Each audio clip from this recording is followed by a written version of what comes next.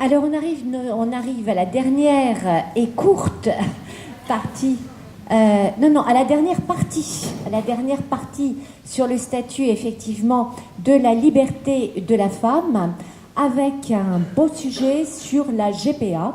Effectivement, GPA qui ne faisait pas partie du projet de loi bioéthique, mais dont nos valeureuses étudiantes se sont emparées.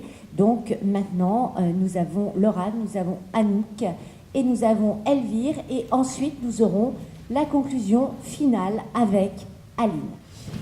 Alors, notre projet de ce soir consiste à la fois à vous faire part de notre expérience de la bioéthique, de nos motivations et de notre ressenti en tant qu'élève, ainsi qu'à donner la parole indirectement aux personnes concernées de près par la gestation pour autrui, la GPA, dans l'espoir de contrer les idées reçues, et peut-être aussi parce que nous ne nous sentions pas vraiment légitimes d'en parler nous-mêmes. C'est pour cela que nous avons rencontré deux couples qui y ont eu recours. Par cette démarche, nous espérons apporter un éclairage sur une pratique qui se répand considérablement et qui n'est plus actuellement possible d'ignorer.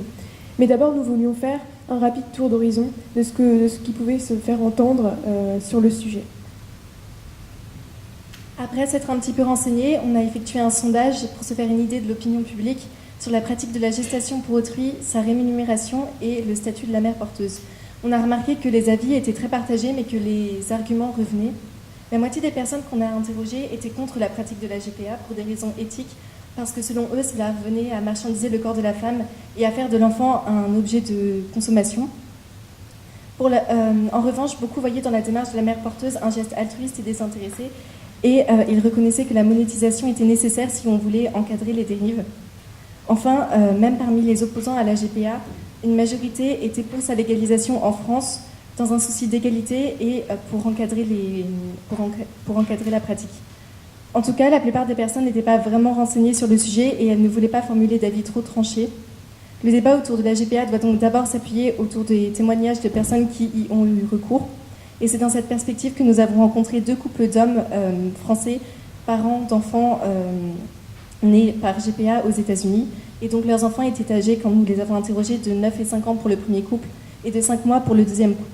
Les questions que nous leur avons posées tournaient autour des enjeux juridiques, éthiques et sociaux.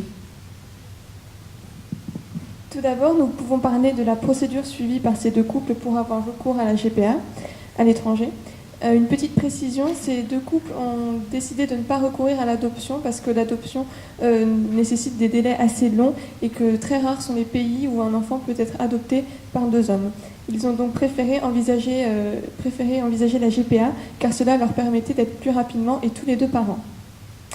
Les deux couples que nous avons rencontrés ont fait cette démarche aux États-Unis. Il faut savoir que c'est un des rares pays qui pratique légalement la GPA pour des étrangers, à l'inverse des Pays-Bas par exemple, où elle n'est possible mais que pour des couples ressortissants du pays et surtout des couples hétérosexuels devant prouver leur infertilité. Les États-Unis apparaissent donc comme le pays où la pratique est à la fois la plus encadrée et la moins contraignante. Les deux couples sont passés par une agence qui permet de mettre en relation le couple avec d'une part une potentielle mère porteuse et d'autre part une donneuse, puisqu'il faut rappeler que l'ovocyte n'est pas celui de la mère porteuse mais bien d'une tierce personne. Passer par une agence est très coûteux, mais c'est quasiment indispensable vu les différences entre les systèmes juridiques et médicaux des deux pays. Les deux couples ont également dû avoir un suivi psychologique qui consiste en des tests et des entretiens avec des psychologues. On pourrait trouver que vu la situation et les enjeux, ce suivi est légitime, mais l'une des personnes que nous avons rencontrées nous a dit avoir été agacée parce qu'en effet, pour les couples hétérosexuels sans problème d'infertilité, on n'évalue ni leur capacité ni leur motivation à élever correctement un enfant. Et enfin, après la naissance de ces enfants, il y a eu quelques complications en retour en France, notamment pour ce qui est de la retranscription de leur acte de naissance et de l'inscription de ces enfants sur le registre d'état civil. La France a d'ailleurs été à plusieurs reprises condamnée par la Cour européenne des droits de l'homme pour son refus de reconnaître des enfants nés à l'étranger par GPA. Les enfants des couples que nous avons rencontrés ont la double nationalité jusqu'à leur majorité. Passons à présent aux enjeux éthiques et sociaux de la GPA. Ils sont au cœur du débat et alimentent l'opposition à cette pratique, souvent jugée immorale et qualifiée de marchandisation du corps de la femme. La mère porteuse occupe une place centrale dans la procédure de gestation pour autrui. Elle est l'intermédiaire entre les parents potentiels et les futurs enfants. Afin de faciliter la démarche, il importait aux deux couples interrogés d'être en bon terme avec elle. La mère porteuse a bien souvent la possibilité de choisir le couple sur présentation d'un dossier comportant des renseignements personnels ainsi que le suivi psychologique, et ce afin d'éviter toute compétition malsaine entre mères porteuses potentielles et d'établir une relation de confiance entre la mère et le couple. Dans les deux cas, les couples ont insisté sur leur désir de maintenir la relation avec la mère porteuse après la naissance pour permettre aux enfants d'avoir accès facilement à leur histoire personnelle en toute transparence. Une rencontre sera d'ailleurs tout à fait possible quand les enfants en émettront le souhait. Une mère porteuse consacre symboliquement bien plus que 9 mois de sa vie pour chaque gestation, s'agissant d'un véritable don de soi.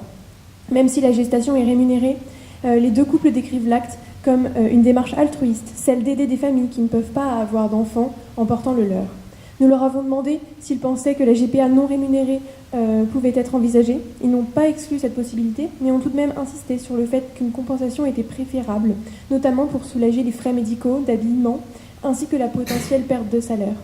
Si la monétarisation de la GPA n'est pas sans déplaire, il convient de prendre en considération les risques qu'une femme peut encourir ainsi que ses dépenses quotidiennes, et donc d'envisager cette rémunération comme un simple soutien financier.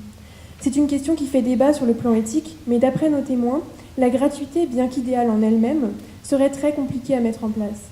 Et en effet, si la procédure est entièrement gratuite, comment s'assurer de l'absence de dérives, de financements officieux, de cadeaux qui reviendraient à acheter la mère porteuse, ce qui rendrait la démarche intéressée et non plus altruiste. Cette rémunération, une rémunération claire et établie dès le début, semble être une sécurité, un moyen de ne mettre personne en difficulté, un moyen de préserver le niveau de vie de la mère porteuse et d'éviter son utilisation. Les deux couples sont persuadés qu'il est crucial d'être clair avec l'enfant dès le début sur les conditions de sa naissance. Ils parlent même de banalisation pour que la naissance par GPA ne soit plus considérée comme un événement particulier, mais comme une pratique qui tend à devenir de plus en plus courante. Bien que le recours à la GPA semble exceptionnel et ne soit pas dans les mœurs en France, nos témoins n'ont pas rencontré de personnes franchement hostiles à leur recours, en tout cas dans leur entourage. Ils ont précisé qu'aux États-Unis, la pratique de la GPA est beaucoup plus banale qu'en France et que la famille de la mère porteuse ne comprenait pas les rapprochements avec l'esclavagisme et la prostitution en France. Une mère porteuse fait d'après eux un acte altruiste, par exemple, cela peut être une femme qui, ayant elle-même recours à une fécondation in vitro pour fonder une famille, avait ressenti le besoin d'en aider d'autres. En ce qui concerne l'éducation des enfants, les deux couples sont conscients qu'ils vont être confrontés tôt ou tard aux questions de leur entourage. Cependant, ils ne se considèrent pas comme incarnant la GPA, mais comme de simples parents, et en tant que tels, ils préfèrent se tourner vers l'avenir de leurs enfants et non pas vers ce qu'ils ont fait dans le passé. De manière générale, un père nous a dit qu'il n'avait pas entendu parler d'enfants qui auraient préféré ne pas naître plutôt que de voir le monde, de venir au monde à travers une pratique de la GPA. Pour conclure et avant de parler de notre expérience sur ce projet de bioéthique, nous voudrions rapidement aborder les possibles évolutions de la pratique de la GPA, en tout cas celles que souhaitent les couples que nous avons rencontrés. Avec le temps, ils espèrent que la connaissance de situations comme la leur pourra faire accepter cette pratique. Pour le moment, ils regrettent que le débat autour de la GPA en France soit aussi, je cite, hystérique. Contrairement aux États-Unis, où, comme ils l'ont observé, la pratique est beaucoup plus acceptée, qu'elle était avant tout vue comme un service rendu par une femme qui a plaisir à être enceinte et à aider un couple à fonder une famille.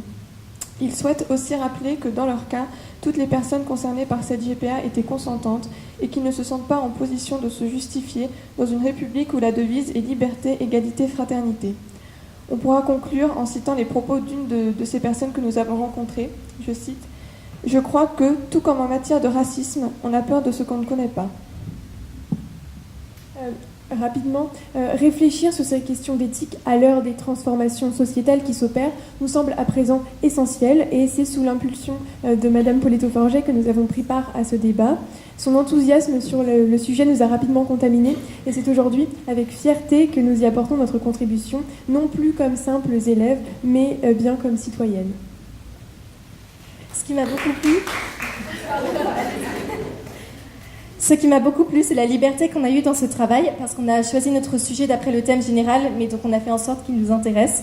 Ensuite, on était libre de la forme qu'il allait prendre, et ça nous a permis de sortir du cadre scolaire et de faire de nouvelles expériences, par exemple le sondage en ce qui nous concerne, la rencontre avec les deux couples, et puis les prises de parole en public. Je pense que ça nous a beaucoup enrichi sur la forme, puisque ça nous a responsabilisés. Et sur le fond, parce qu'on s'est posé des questions sensibles qu'on ne se serait peut-être pas posées aussitôt sans ce travail. D'ailleurs, les personnes que nous avons rencontrées ont été plutôt surprises que des lycéens s'intéressent à ces sujets-là. Et je pense que c'est un moyen comme un autre d'enseigner l'écoute, le respect et d'éveiller la curiosité.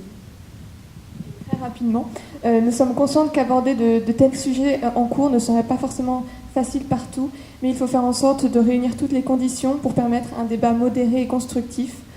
En tout cas, nous pouvons témoigner, en ce qui nous concerne, que cette expérience nous aura vraiment été profitable.